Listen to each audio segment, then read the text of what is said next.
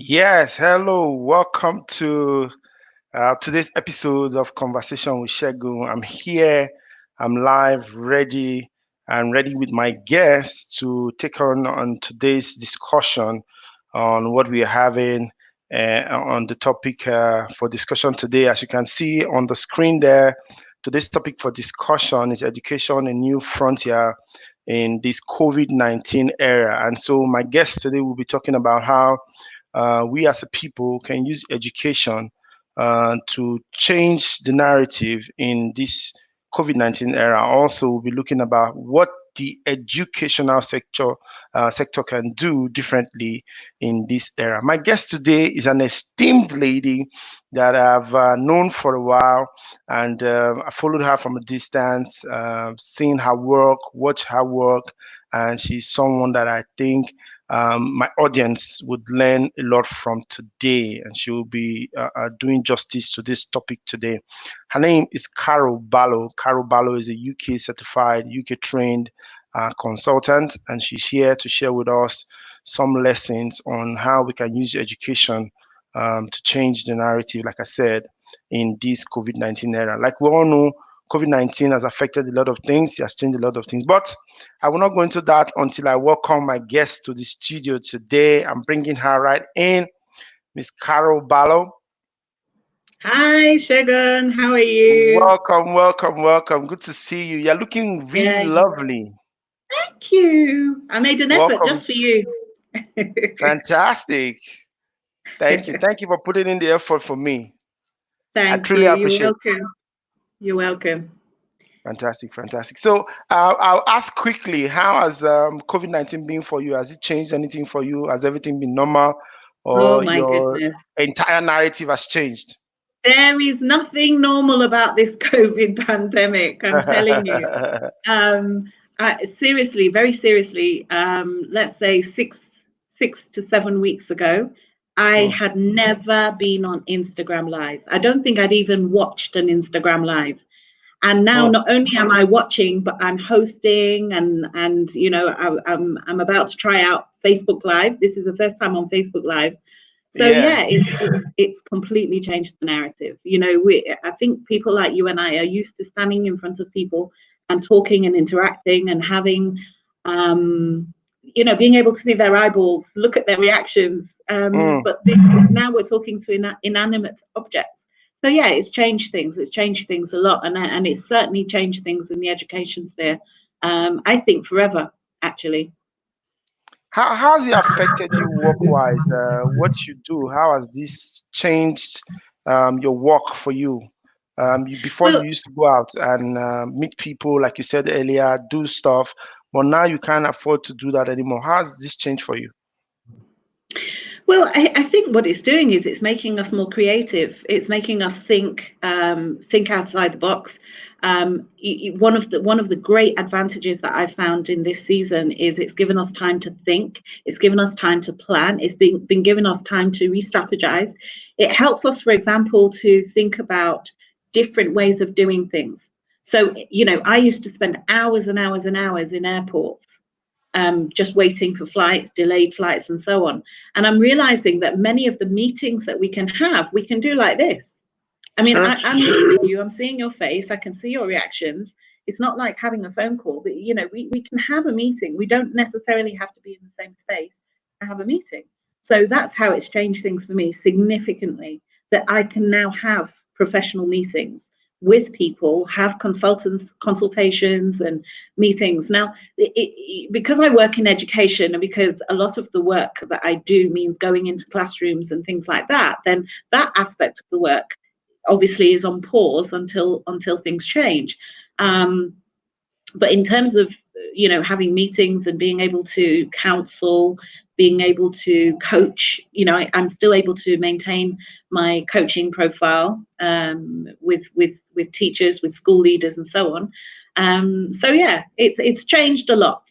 What it's helped me to do is as well, and the beauty, the thing I've really enjoyed in this season is connecting with people that I might never have connected with.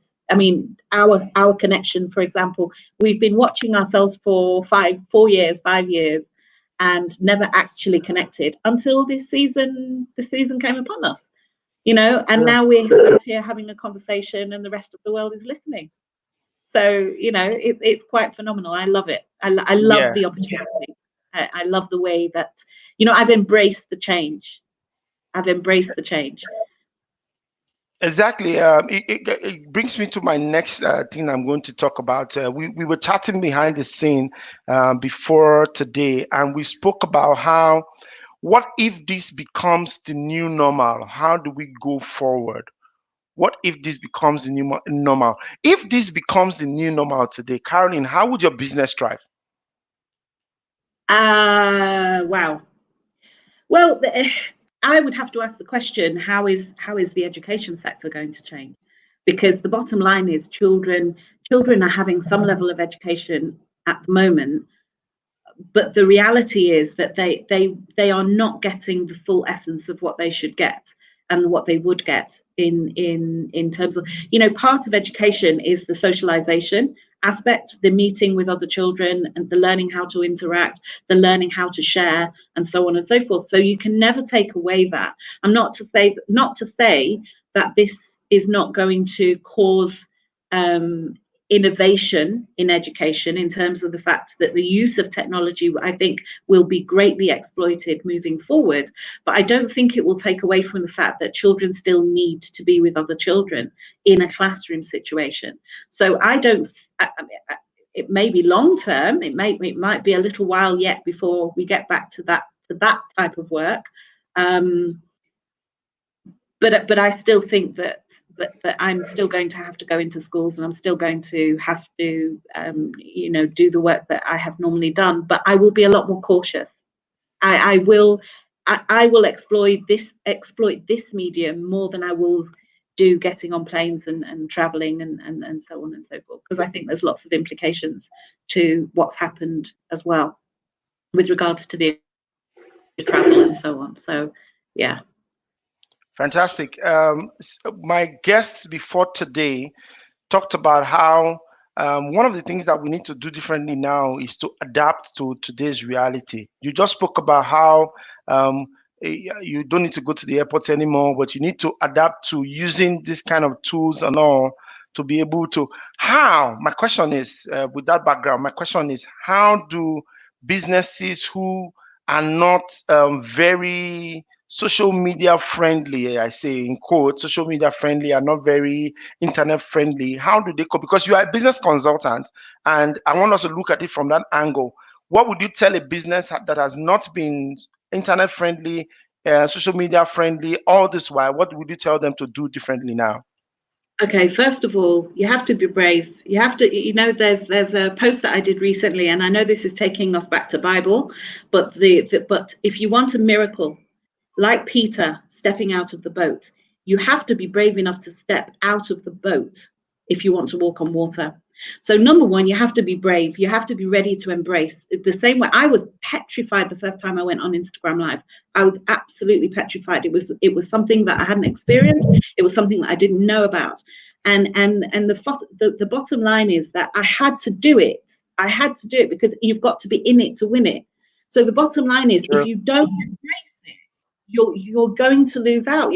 Everybody else is doing it. If you don't do it, you're going to be missing out. You really are going to be missing out. So number one, be brave enough to take the first step. What I did was I identified somebody in my sphere who was really good at social media, who was Oh, really good at social media, and she became my mentor. And she became someone that she sort of said, you need to do this, you need to do this. I would send her a picture, for example, that I wanted to post. And I looked at the picture and I thought, it's a lovely picture, you know, it's a picture of me, it's a very beautiful picture and whatever. And I sent it to her and I said, what do you think? And she said, absolutely not. I said, why? She said, it's in your bedroom. And I was like, oh my God, because I hadn't seen the background. You know, I was looking at the picture, I was looking at me. So I hadn't seen the background. So I had a professional mentor. I had someone that does social media excellently as my mentor. So that will be my first brave enough to take the first step, find a social media mentor and then just keep doing it. Just keep doing it, and be willing to take advice. Be willing to take advice from other people, and be willing also to give each other advice. Like, you know, we talked earlier, and I gave you a few Yes, updates, you and you've told me to taken them put on the board. lights on, and Yes, if that's without the lights, this yes. is with my phone And lights. now I Is can there a difference? see you. Hey, now I can So see you, not just your teeth. yes, and I took your advice right there, and I like the point. I like the point you made that people need to get mentorship in this area, because Absolutely. wherever you want to get to, somebody has gotten there already. All it needs to do is for you to be willing enough for him to show you the way. Absolutely, Mm, absolutely. And the thing that I always say is, be willing. If you're willing to learn, and you're willing to, even, you know, obviously, you know, some people will say they require a payment from it. Fine, you know, be willing to do that, because if they're really good at what they do, then value what they're going to give to you. You know, you have to value what they're going to give to you, and it really is going to make a difference in your own life. So yeah, fantastic, that's fantastic. Someone says that I need the ring lights. Yeah, I need a ring. I'll get one yes, soon. you need the ring lights, yeah. You've taken the first step. I can actually see you. Well Exactly. done.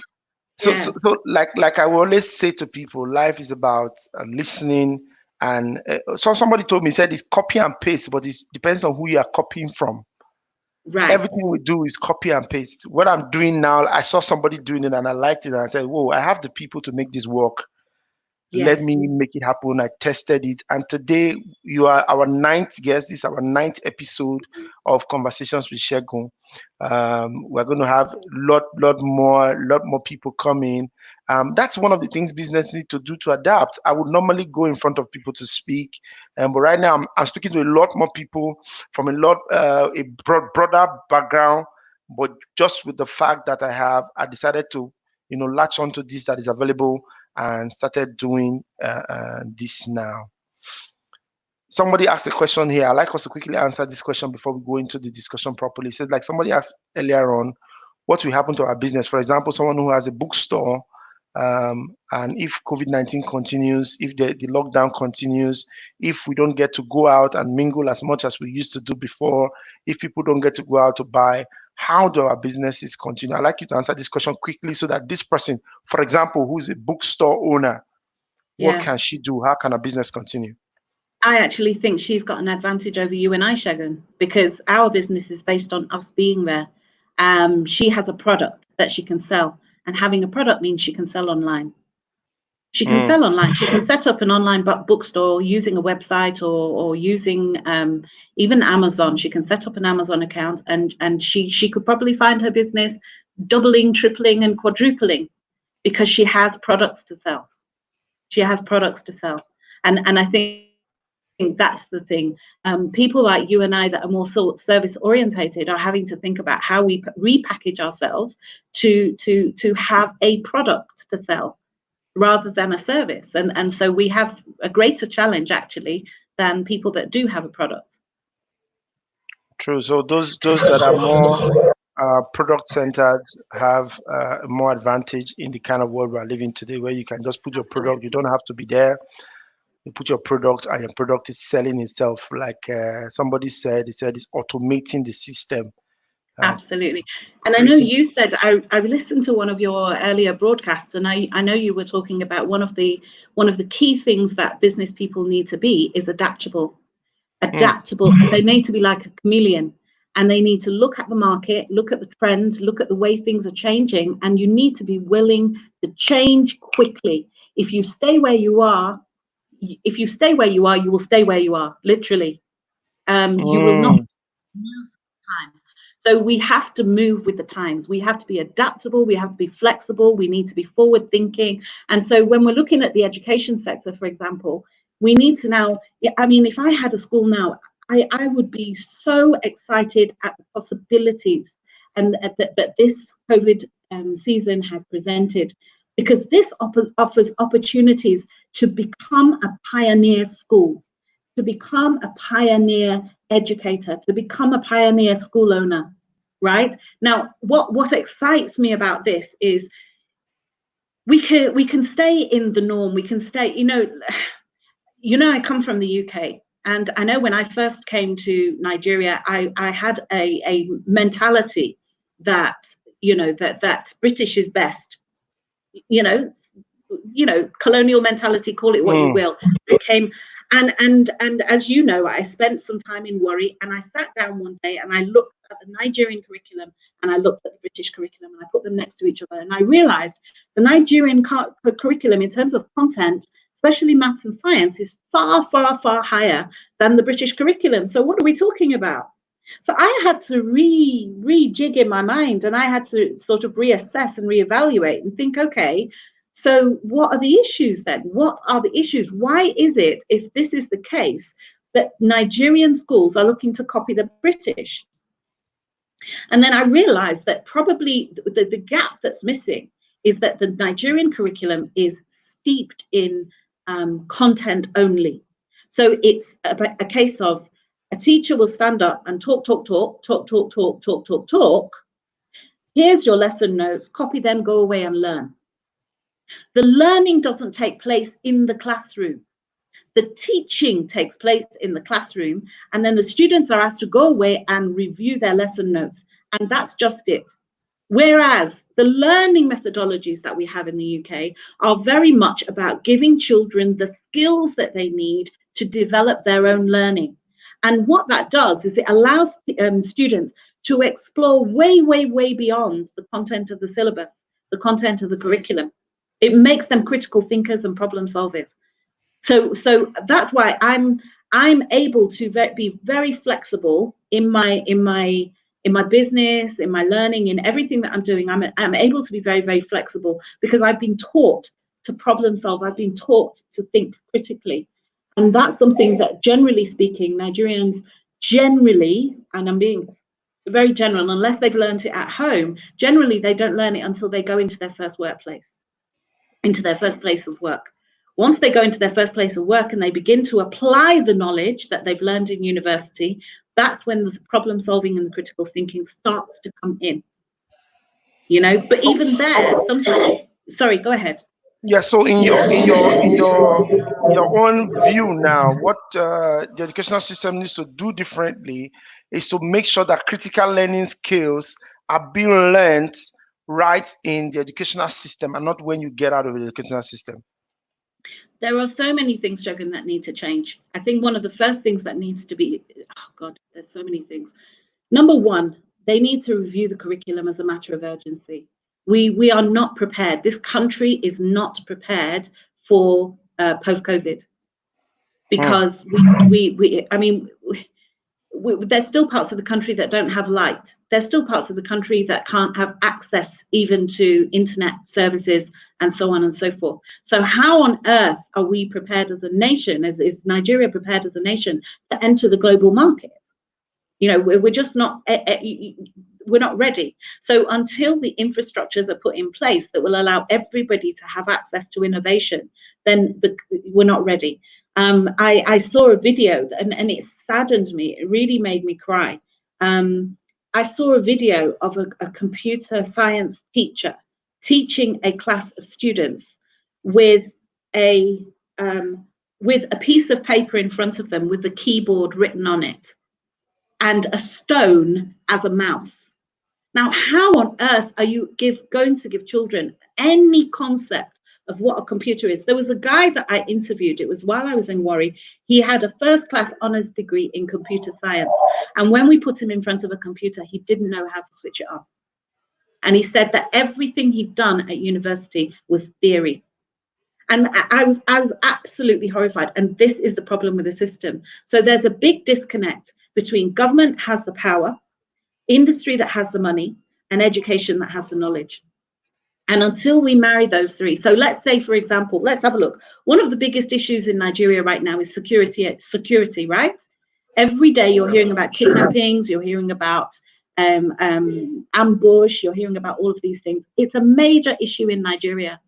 And there's less than 5% of universities in Nigeria that are offering a robust course in security education and security management. Right?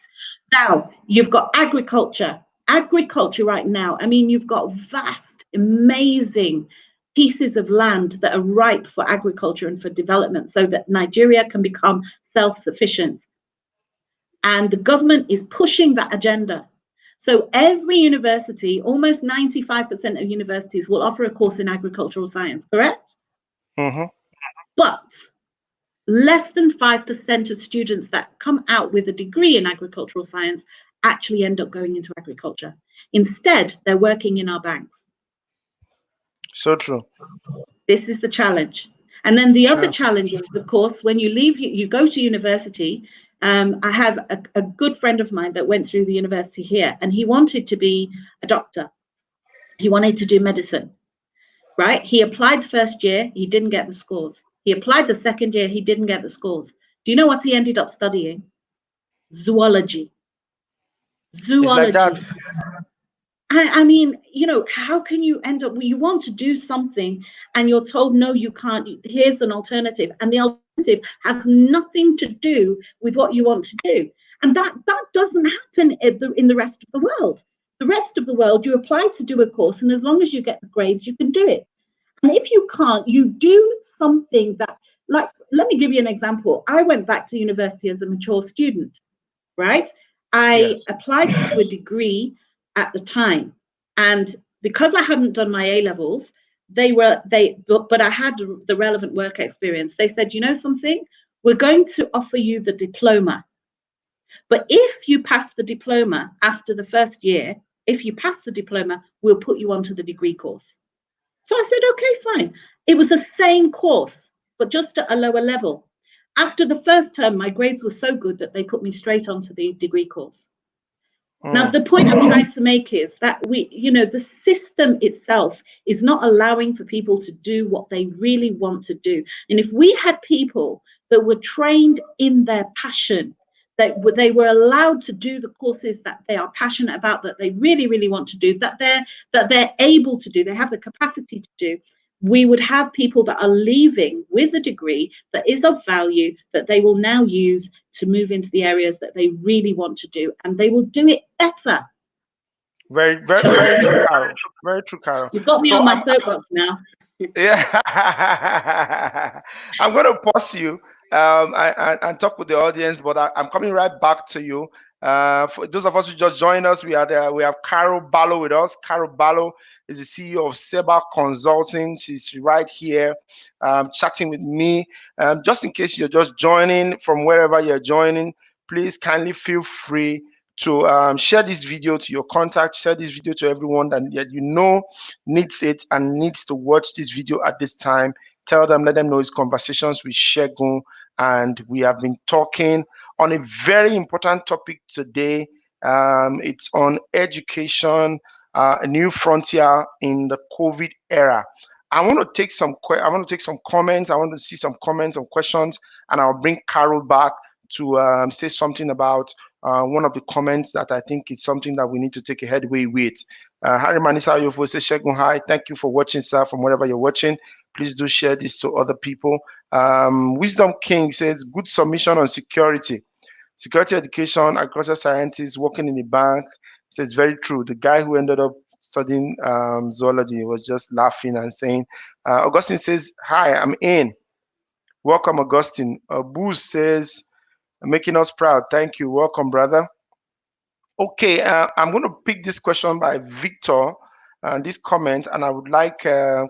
I don't know, Carol. I'm bringing you back in. I hope you see this comment, Carol. This is a comment on the screen. Can you see it? I'll read it to you. It says, as a business consultant said, children are getting education online at this period, but not getting the full essence of what they are getting. So if this COVID era becomes the new normal for the next 18 months, what else can the educational system do to make our children get education in its full essence? Carol, did you get the comment? Very big Oh, question. very sorry, Carol. We didn't get you from the beginning because your mic was muted. So, did you get the question, and what's your take? I did get the question, and it's a very, very big question. Truth be told, I we're all in this together. We're all in this together in terms of the fact that we're in uncharted waters. And the truth is, I don't have an answer to that question. I don't know what else we can do. Um, my suggestion and what I think is going to have to happen is that schools at some point are going to have to open, but they're going to have to open perhaps in a staggered way, in the sense that um, a classroom a classroom that was perhaps designed for 30 students will now only be able to hold 15 students, maybe half or even a third of what it was designed for, which means that the school day might be shorter, but they'll actually get some interaction with the teacher. I know that in China, schools are already opening and they're having all sorts of measures put in place. So and these are things that schools need to be talking about now. School owners and school leaders need to be talking about these things now. There's no point in waiting until, there's an announcement from the federal government that says we're going to open schools next week, and then starting to rush around and make plans. I know that in Abuja, here where I live, one of the supermarkets in Wuse, I believe, has already got a disinfectant tunnel in outside their shop. Now, these are things that I know schools in Abuja have started to talk about. These disinfectant tunnels that you can go through, and I think one was actually designed by a Nigerian, which I was very, very happy about. Hand washing facilities, disinfectant tunnels, social distancing. But my question will always be, how do you deal with 5-year-olds that want to interact and want to push and shove each other and want to jump around and play and interact? You can't do social distancing with young children. It's almost impossible.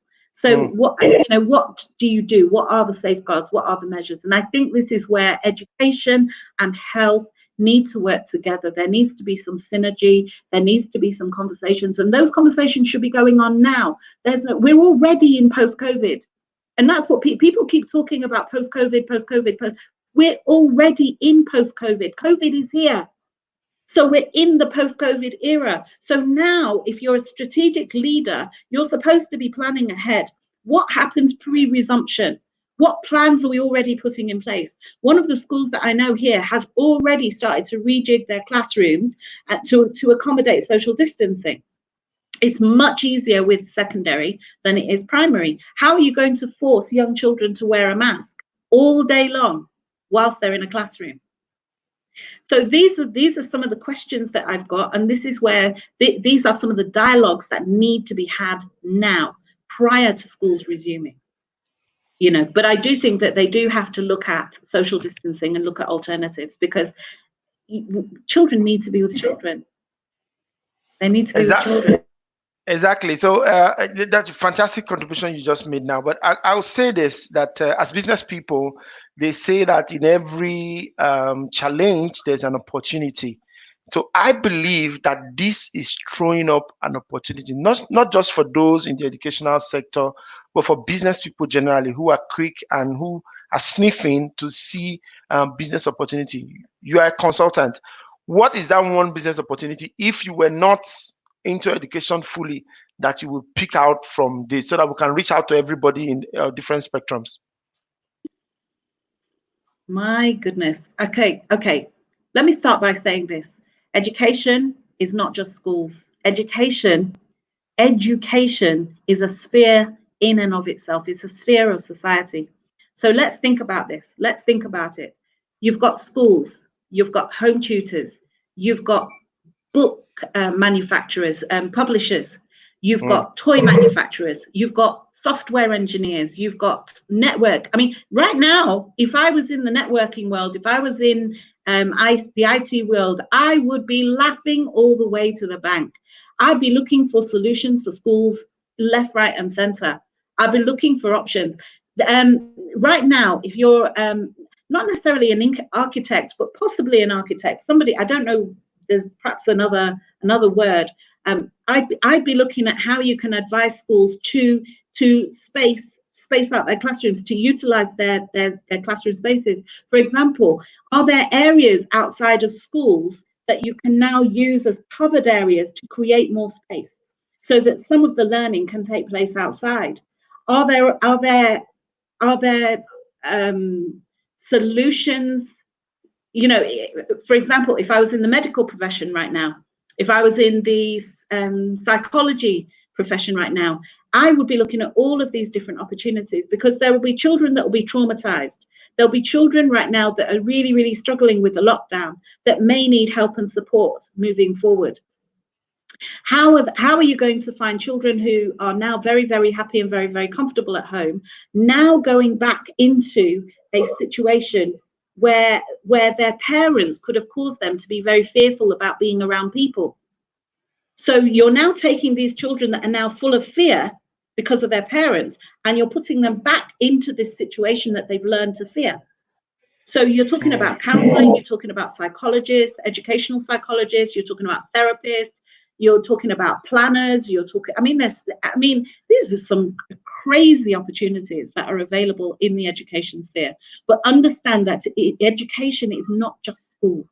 Let me give you an example about how something really, really small can change the world. And this is an idea I got from someone else, actually. Imagine that every school in Nigeria decided that on a particular day of the week, let's say it's a Friday, every single child was going to wear cultural wear, right? Now, what's that going to do to the economy? Where are those children going to get those garments? They're going to get them from the local tailors.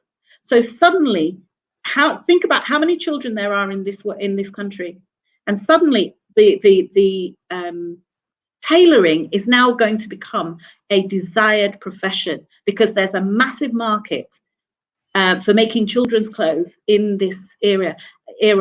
It's just about how a small change, a small decision could have a massive impact. So even look at the fact that over the last few years, you've probably got these education professionals that are into IT that have been knocking doors of schools and not being able to get an audience.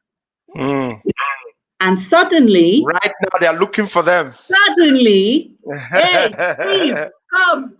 Where are you? Where are you? So you know what? I think in whatever profession people are in right now, they need to begin to think. They need to think. I'm thinking. How can I repackage? What can I now do? How can I repackage myself? I'm doing exactly what you're probably doing, which is looking for fresh and new opportunities to repackage ourselves and our products. And that's what I think we all need to be doing. If you have been really seriously affected by this process, by this COVID lockdown, you should not just be sitting down and waiting for. If you think that post-COVID that things are going to be the same, you're sadly mistaken. Everything has changed. Everything has changed. Things are never going to be the same again. They are not already the same again. So there are a lot of things that are coming new. There are a lot of things people are learning. There are a lot of things they used to do before to make money that they're not doing again. There are a lot of things that they would do now that will make money for them that has never been done before. But the thing is now, if people are willing, to take those opportunities and begin to work with them. It's like we've lost Carol. Her stream is frozen. Okay, I'll take her off the stream and say that, Carol, if you can hear me, kindly go out and come back so that we can do the last push, and would let you go because we have exhausted our time. If you can hear me, Carol, you're watching. Um, Come back on the stream. I will bring you back on. But for everyone who has been watching, I hope you had a wonderful time. I'd like to see your comments, your questions, anything that you'd like for Carol to answer. Kindly feel free to put your comments right there in the comment section or wherever you're watching, Facebook or Instagram or YouTube or wherever it is you are. Please put your comment. Carol is back. I'll bring her on soon. She's back already. Let me see your comments. I want to see comments and what people have to say. Um, Victor, who asked the last question now, said, thank you, Carol, for your explicit response to my question. Fantastic. Hello, Carol. Hi, sorry, network. I understand. It's even being fair to us today that I didn't go off twice or more. This is just once, and the program is almost ending. You answered Victor's question now, and Victor says thank you for the explicit response. What happened with the network now is another opportunity again. There are many things we can do differently. In Abuja, where you are, there are many service providers. Apart from the major telecom providers, there are other ones that you can use for data. In other cities, like where I am, we must depend on the major networks, and we don't have those telecom providers. That is something that is an opportunity for business people, those who have huge capital, to bring on board. I'll take this last question from Harry Manisa Oyofo, then I'll ask you, Carol, to give me three things on your fingertip that you think that people in the educational sector need to do. But that will be after we take this question from Harry Manisa Ayofo, who says another glaring missing component is safety education, which is why the country suffers massive losses in people, assets, and environment yearly because of the absence of minimum safety standards everywhere. He says, what do you reckon? What do you think, Carol? Absolutely. Absolutely. I think in terms of things like health and safety, people that have perhaps been sidelined up to now. I'm thinking of two people that I've connected with recently who are very much into health and safety, this very issue in education, and not just in education, but in the work sphere, in the workplace. They would probably have been sidelined and not found much business and not found much work. But now we're in a totally different era. These are the sorts of things that we need to start thinking about. We need to start thinking about health and safety. I'm sometimes absolutely horrified when I walk into buildings and I say health and safety, and unfortunately I'm coming with my inspector's hat. I'm coming with the UK inspector's hat.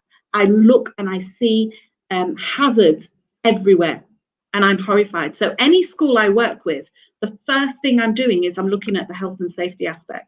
Any organization that I go in, I'm looking at health and safety, and I'm saying, look, these things, if you want to be international standards, if you want to be globally competitive, you need to address some of these issues. So in short, absolutely, I think health and safety is absolutely critical at this time, moving forward.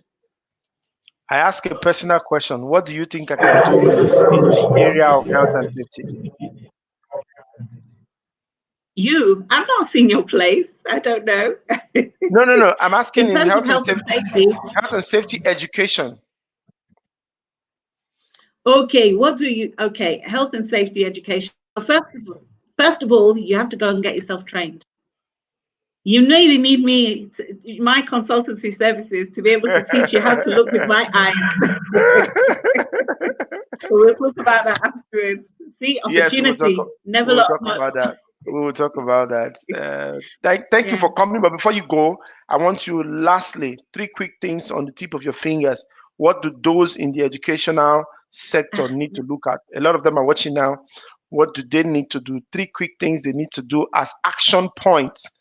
If they ask you, what do I need to do today? What are the three quick things that people in the Today, sector need to do? Yes. today, today, I think you need today's school leaders and school owners need to start planning for resumption. They need a pre-resumption plan, a resumption plan, and a post-resumption plan. So they need to know at each stage what decisions they need to make. Those decisions now. Now, obviously, those decisions will as you move on and as things change. But you have to have a plan. What is it? Failing to plan is planning to fail. So you must Mm. have a plan now. Don't let this thing catch us unawares. So number one, have a plan. Number two, begin to think about reviewing your curriculum to account for the global changes that are going on in the world. So you need to be thinking about innovation. You need to be thinking about problem solving, critical thinking skills. These things need to be put into your curriculum as soon as possible, because we cannot afford, Nigeria cannot afford. Let me just say this very quickly. We've currently got 200 million people here in Nigeria. By 2050, that is supposed to double. That is going to be more than double. That's in less than 30 years. That's either going to be a massive issue for Nigeria or an amazing opportunity. The rest of the world, the population, the working population is in decline. So if Nigeria is ready for the global market, these are opportunities where people will be coming here to take the workforce from here and take those overseas. It's a massive opportunity. But at the moment, Nigerians are not ready. The curriculum is not ready. The schools are not ready. What's being taught in classrooms is not ready. So people need to begin to think strategically about their curriculum and how they're going to move those things forward. How are you going to be ready? These children that we're teaching today are going to be your age, not my age, in 30 years' time, right? They're going to be your age in 30 years' time. So where are they going to be? What are we preparing them for tomorrow? It's not about today. Every Nigerian parent wants their child to be a doctor, a lawyer, an engineer, an accountant. And I always ask the question when I'm training, is this all that Nigeria has to offer? And the answer is no. Some of the most intelligent people I know I've met in the last 5 years. So Nigeria has so much to offer the world if we change and get things right. Thank you. That was more than the 3. It was more than the 3.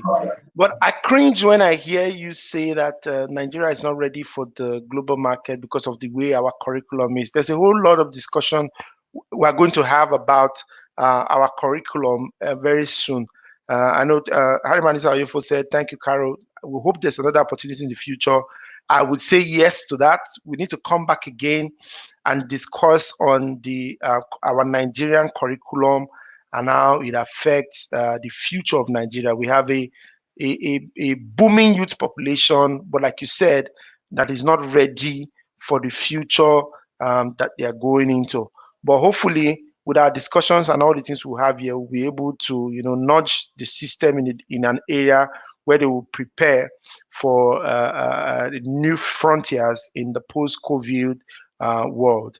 I want to say again, thank you, Carol, for coming.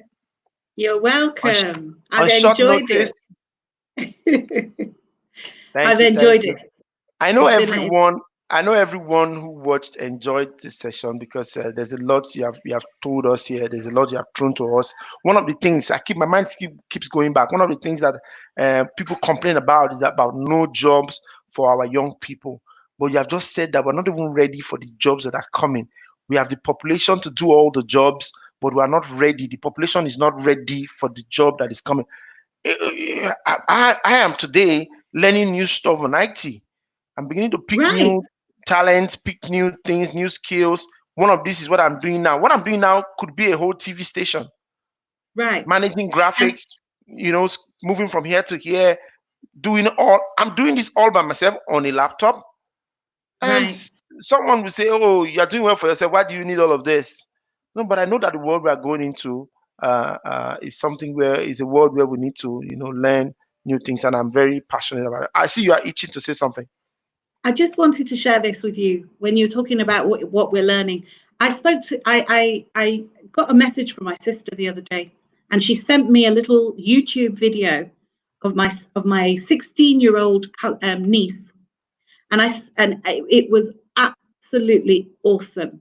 I mean, she's new to YouTube. She's got a new YouTube channel, and it was absolutely awesome. And I just said to her, I spoke to her today, and I said, Cece, who did your video editing? I mean, it was incredible. The way you had little sound effects and you had music in the background and you had little stickers coming up during the video and everything. Who did you get? Because I need that person. Who did you get to do it? She said, Mom, I did it myself. I did it myself. She's 16 and she's editing her own videos. And I look at that and I just think we are archaic. You're younger than me and we're already out. We're already out of date. So unless we keep on top of things, unless we keep learning, and this season is an opportunity for us to keep learning. If you Google any course of any name right now, they are available at a fraction of the cost, if not free. You could put free courses on counseling, free courses on ICT, free courses on this, that, and the other, and you will find them.